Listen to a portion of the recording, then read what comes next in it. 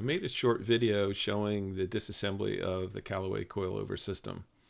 On top, holding it together, is a 17mm nut, which will then take off the cup that secures the actuator. This is part of the actuator that broke off when I was disassembling it. So you've removed this nut. The retainer has a spring clip in it that holds the actuator in place.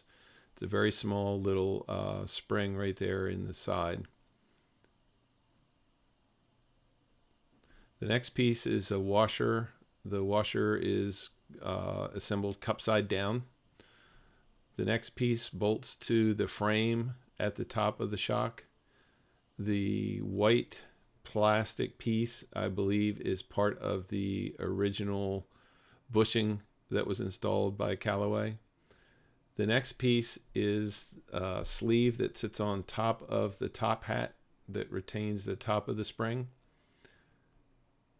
And then there is the top retainer or top hat for the spring. That is very tight, that's on there, so I had to disassemble it in a vise. This is what's the gummy piece, is what's left over of the bushing. Not much of it left here. So I took this and put it in the bottom section in a vise so I could get a handle on trying to turn the top off. I put some penetrating fluid on there to get it to come off and work it back and forth, and was finally able to get that to slide off of the top.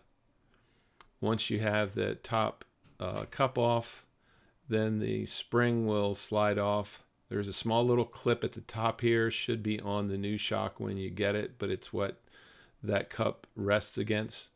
The spring slides off, and then the next piece is the retainer for the bottom of the spring, and that's where you adjust your height. There's a snap ring under this piece here that holds that thing in place at the bottom of the rear shock. To get that off, I had to put it in a vise again and use a hammer with a block of wood to kind of tap it off.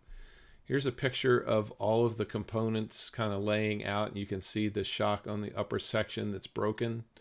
Here's a close-up of the snap ring that's grooved into the shock to show you the dimensions from the bottom of the shock on the side.